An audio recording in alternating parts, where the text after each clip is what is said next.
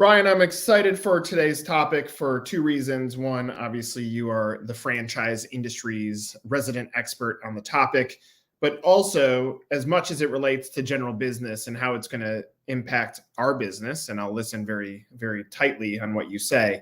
I think it swings a lot of information back to the franchisor community that's trying to see what's going to happen with the prospective franchisees as it relates to job markets. So what I would love to do is start off with just a general state of the union. What are you seeing? What insights do you have? And then we'll get into it. Okay, well, first of all, thank you, Nick, for the opportunity. I always appreciate being on these podcasts. You do such a great job at it. I think that, we're in a very interesting time economically, right? It's really hard to read the tea leaves to some degree. But I think just overall as a whole, the job market has remained remarkably resilient. Almost every time you log onto the computer or turn on the TV, you see pretty much the same headline, like, wait, what? Why is the job market as strong as it is? It is cooling off a little bit, to be fair. And I think we'll continue to see a slight cooling off, but it's not really time to put on a jacket. It's still a pretty robust job market.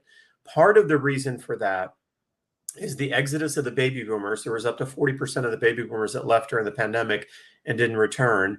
You add a declining fertility rate, a declining birth rate in North America, like it's been declining for several decades. And that kind of leads us to where we are right now, where we have this very tight labor pool. I think the latest data was 8.8 million job openings in the US, but only 6.3 million unemployed workers.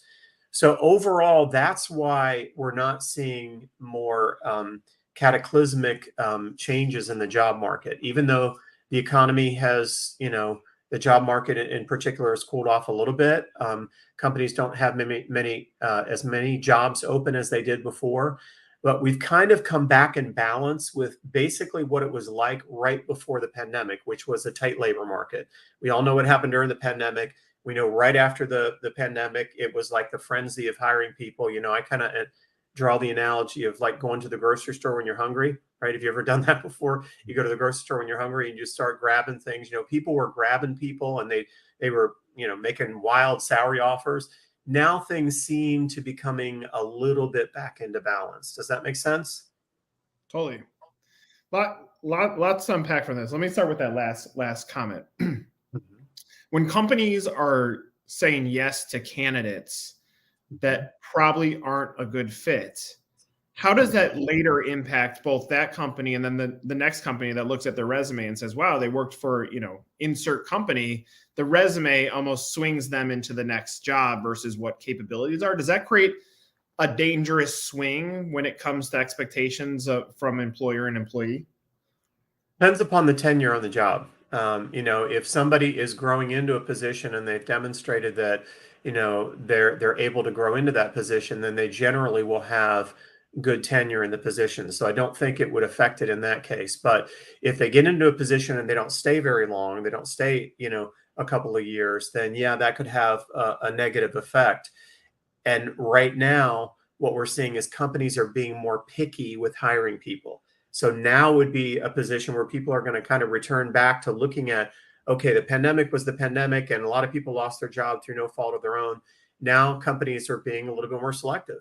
And they're also, as you will see with the labor numbers that are going to be coming out in the next day or so, the wages and the salaries are coming down. That went way out of balance, out of whack right after the pandemic because people needed, companies needed people so badly. But now those things are coming back into balance. And we're seeing our customers that do have open jobs, and we have a lot of customers that have open jobs. We're seeing them be a lot more picky in terms of making those hiring decisions. So not seeing a lot of people that are willing to accept less than exactly what they're looking for or better. Are they becoming more picky because almost the I got burned factor, that when you're not picky on putting someone into place, it creates some risk on the business? So do employers feel burned by this last run and therefore they're like, pump the brakes, let's be a little bit more cautious on who we're bringing in? Well, it kind of right after the pandemic, a lot of the logic that was typically used by companies in hiring people kind of went out the window. So, that's why they were offering these crazy salaries to get people back to work, because they were desperate for people to come back to work. And sometimes that does come back and bite you, because then the person jumps for the next best salary offer that is offered to them. So they're being much more selective now in terms of looking at the work history, as well as the skills. And really what it comes down to is the accomplishments. They want to know from people, what did you do in your last position or the position before that? And what does that mean for me? How are you going to impact my bottom line? And because they're in general hanging on to people longer and maybe not turning them over as much, they're being very selective in that hiring process. Because again, some of the job openings have come down. If you go into any major metropolitan market, you're still going to see a lot of jobs that are open, but it's not quite what it was right after the pandemic. So companies are hanging on to people longer. And if they do have an opening, they're being more selective, and it's kind of more like it was right before the pandemic in terms of what their expectations are. The way I was raised, or the way that community raised me from a career standpoint, was you don't quit a job before that first year mark, at the very least, but try to be committed. And frankly, the reason you're going to quit a job is you hate your boss, you don't make the money you make, or you can't move up at the pace that you expect to move up. Maybe now there's some work from home opinions or cultures that get thrown into that. But when it comes to, if you're advising both business that's hiring and someone that's looking, is there a new rule of thumb on longevity when it relates back to the resume? Not now. During the pandemic, there was, because we were advising, companies that, hey, these people might have lost their job through no fault of their own. But now, as I said, it's returned back into balance, and it's basically what knew coming up, that you don't really quit a job unless you have another job. So we're seeing that come back into balance more than it did before. And companies are going to be looking for people, as I said before, that have that tenure.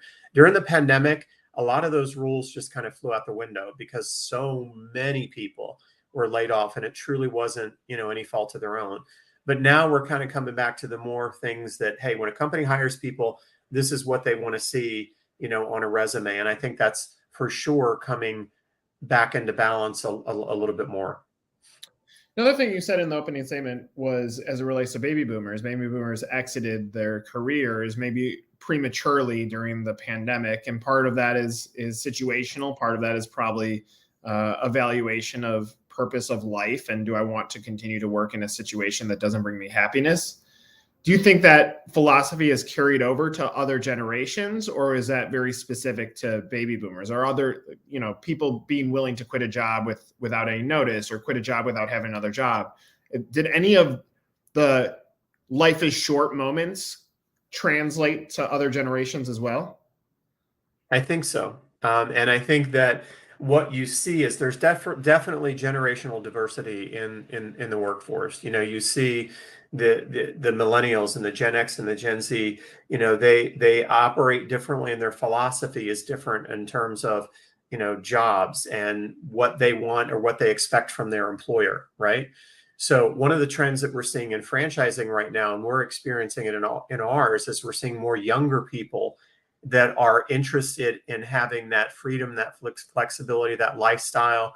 They don't necessarily want somebody to tell them what to do. They want to kind of create their own destiny. So we've seen a surge in our business model of younger people, like right out of college or a few years out of college, approaching us about our opportunity, because it's a home-based opportunity. It's a lifestyle opportunity. They have a lot of upside potential. They're helping people. So I think you're seeing that more in younger generations.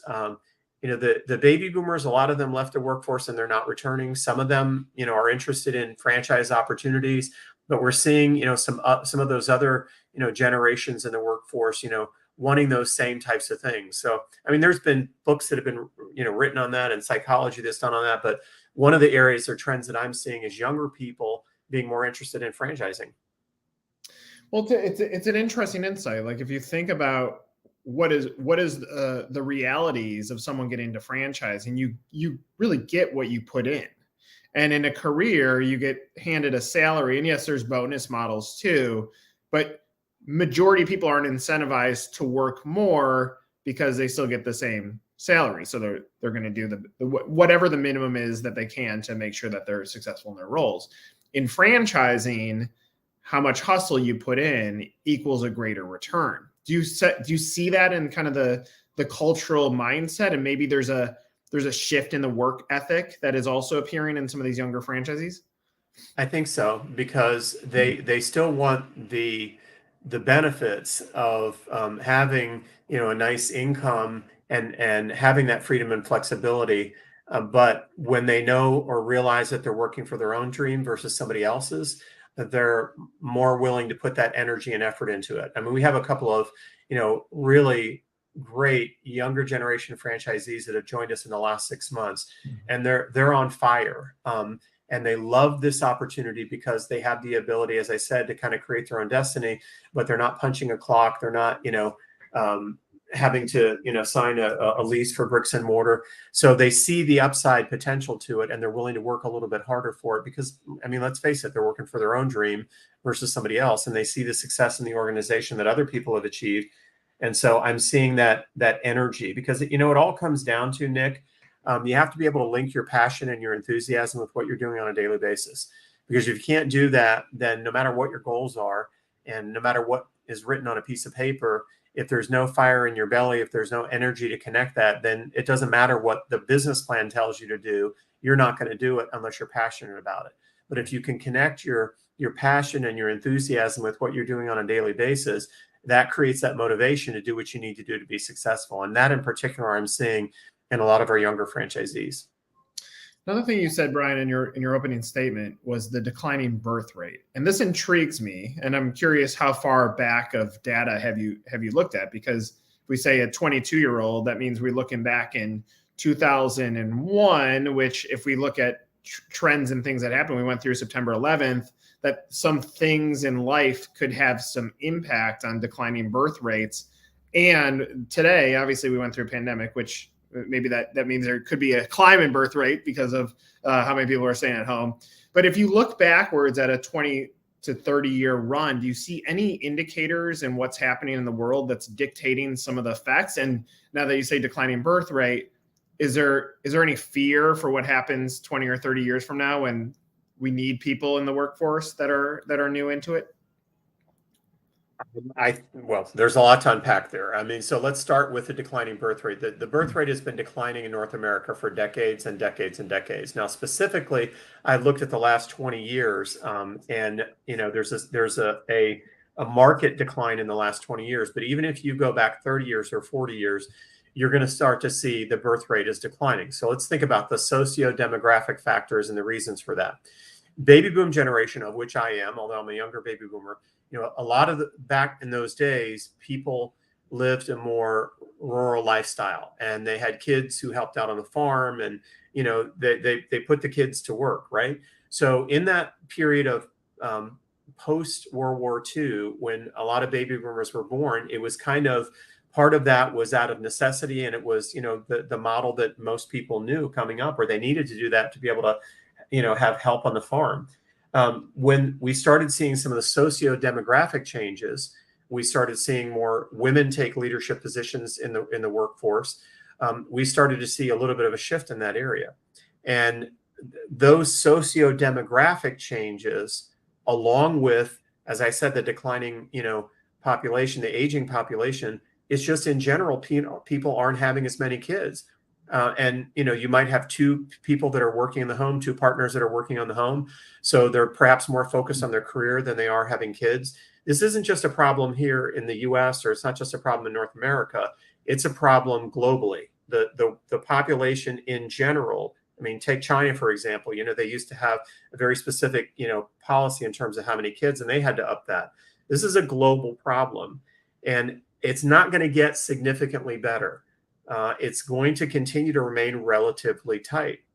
So while the economy is going to have ups and downs and peaks and valleys, I don't believe we're going to see another baby boom generation in the next 10 years that's going to make an impact. Ultimately, and not to get political, but ultimately Congress is going to have to address things like immigration and those types of things, because we're going to be faced with a serious challenge in North America in about 20 years. That technology will be able to close the gap on some of that, but it's not going to be able to close it entirely. So we're going to have to face some of those tough issues that we keep kicking the can down the road, or we can't come to, terms on, like what is an immigration policy that would help our population. Those types of things are ultimately going to have to be addressed, because I don't see us going back to the days of having 4 and 5 kids to help on the farm. I'm glad you mentioned the technology piece. I mean, obviously there's big buzz on the term AI, and AI has been around for a long time. It just seems to be heating up right now as impact to business.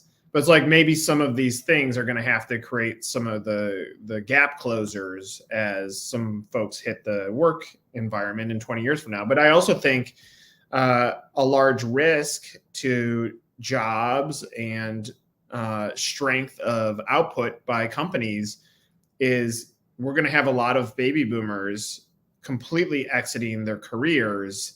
And so you have institutional knowledge, you have leadership, you have stability that, in my opinion, there's going to be a work ethic shift here that we're going to go through, that the next generations treat work a little bit differently than maybe our parents taught us work was. And so there's going to have to be some evolution that happens even in the construct of what is work, right?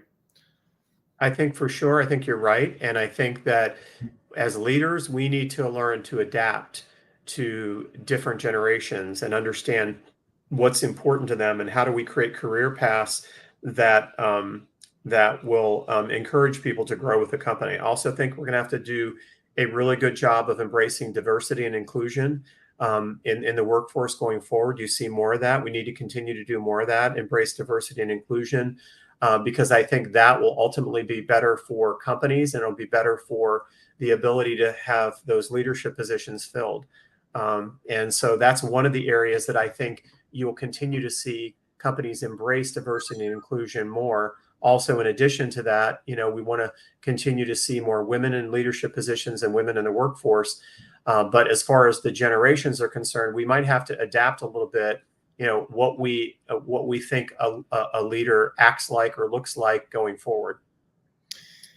Yeah, I mean, the good of what you're saying, though, and even on some of these shifts that are going to happen, inclusion, work ethic, the good for the industry that you and I are in franchising is this should, in theory, open up more people deciding to take their careers into their own hands. So on one side of the spectrum, we're going to have some changes that happen in heavy worker environments or employee markets. And then to the independent business owner or operator, there's going to be these shifts where people probably say, I want to take control of my own destiny, and I'm gonna commit in a little bit of a different way. So what I'm hearing, this could also be a good time for franchising as a whole based on those insights. It's a great time for franchising, because you see a lot of people that have just, the pandemic got used to, for one thing, the pandemic helped people get used to working from home. And now a lot of companies are changing that philosophy, and they're requiring people to come back into the office again.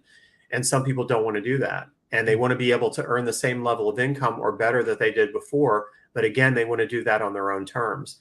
In some roles, you're seeing some hybrid types of positions that I think will still occur. But in general, the trend is for people to go back to work. And a lot of people don't want to do that. And they've learned that they like, being at home, or they like working at home. And franchising provides that, that opportunity. And there's all different kinds of franchises and new franchises that, are coming about. And I think there's just going to continue to be an explosion of growth in the franchise marketplace too, partially because of people's philosophical attitudes about work are changing as well. I think that we, as a company, we're notified that we're one of the top franchisors as far as diversity and inclusion is concerned. That provides a lot of opportunities to encourage, minorities and more diverse cultures to participate in your franchise. And I think it's only good for the business, because consumers and customers want to deal with people that are like them. So I think there's a lot of things on the radar screen in franchising that is really a plus for our business going forward. Out of curiosity, you talked about the expectations of a work from home employee. Let's say that they do want to continue to stay at home. They want to make more money than they did pre-pandemic. So they want the perks, and they want more money. is there going to have to be a meet in the middle at some point where companies and staff are going to have to say, like, we got to figure this out so it's sustainable for both us and for you? Well, that day of reckoning is now. Yeah. And we're definitely seeing that happen with, salaries in general at corporations are softening. Again, it was a free for all during the pandemic. We're at the grocery store, we're hungry, we're going to get whatever we want. Now that has come into balance. And as there are less jobs that are available, what I don't think, and of course I don't have a crystal ball, but what I don't think is going to happen, I don't see any massive layoffs. There's a big concern with the rising interest rates. There's a big concern with the increasing yields, and the what appears to be the government's inability to agree on a budget and funding. Those things are very real concerns that could affect what we call, this soft landing. But overall, I think what we'll see, if anything, is we're going to see maybe not quite as many jobs that are open.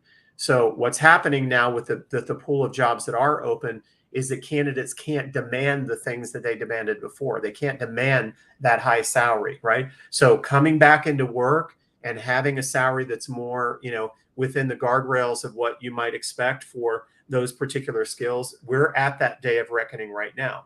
Now, some people are going to live with that, and that's going to be okay, and they want to stay in the job market because that's, who they are. Other people don't want that. So those people are ideal candidates for a franchise because they want to have that freedom and flexibility, but they want to have the ability to earn a higher level of income. And if the job market doesn't provide that, then they have to look at alternatives or an alternative career path like franchising to be able to do it. So for our model, you kind of get the best of both worlds.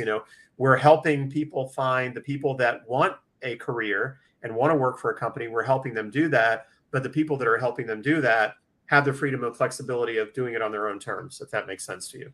Yeah, I mean, it's tremendous, and that's where I love seeing I love seeing the outcomes for franchising, and I've always believed that what's interesting about franchising, it almost works opposite of good economies. Good economy means bad for franchising, not necessarily bad. It just slows down. And a bad economy actually opens up more doors because people see either shakiness or turbulence in their careers, or they have to make a change from an opportunity standpoint for the wealth that they want to build for their family. And so some of this stuff makes perfect sense. As you've looked backwards at previous election years, because we're gearing up for 24, historically, whether it's a mental turbulence or actual turbulence, do you see turbulence happening that this is going to also be good for some of the corrections and some of the directions that we're talking about? I think anytime that you're in an election year, you have people that have different opinions about it. And, that's just the way it is. I think that, they're going to have, you always run into those people that say, well, I don't want to make a decision until after the election because, I want to see how things are going to shake out.